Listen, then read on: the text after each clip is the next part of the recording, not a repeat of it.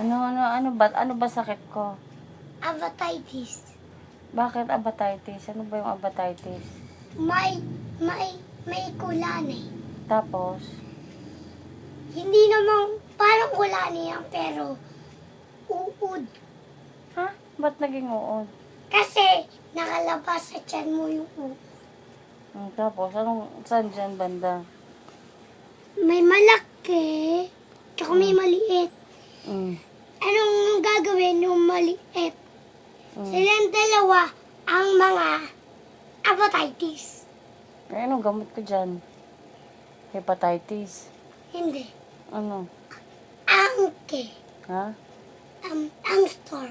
Ano Amstel? Tsaka bis. Saan nabibili yun? Saan pa ba? Doon sa nabibili mo ng gamot sa akin. Saan ba yun?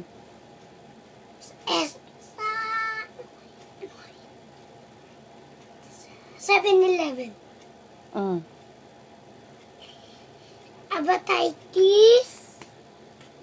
Atengstal. Mm. Abatitis and testal. Tapos,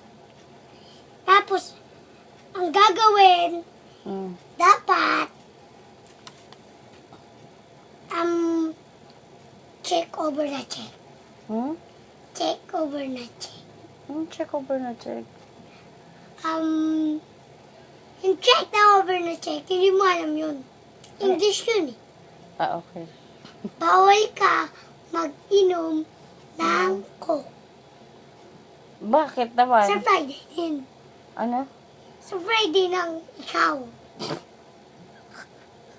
Sa Friday lang din ako pwede uminom ng Coke. Opo, kasi abatitis yan. Saan ba nagmumula yung abatitis na yan? Nagmumuli sa Coke. Sa? Coke. Sa Coke? Hindi nga ako uminom ng Coke eh. Nagiinom ka. Paano mo nalaman? Tsaka dahil sa chocolate. Hindi nga ako makain chocolate Nagkakain ko nga dyan eh. Tatagong mo. O ano nasa na yung reseta ko? Reseta.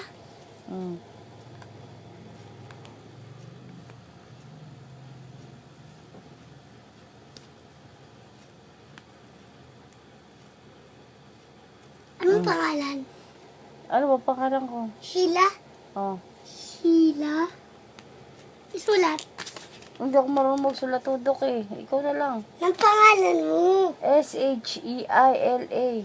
Kailangan kayo magsulat. Ikaw.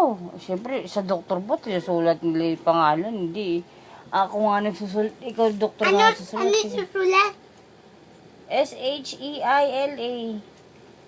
H? S. S? H. H? E-I. E?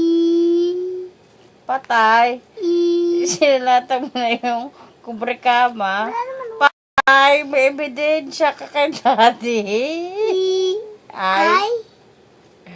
Patay ka na. L. Paano L? Paano yung L? Ay, ganito yung L. Yung ganito. Ayun na. A. Ay!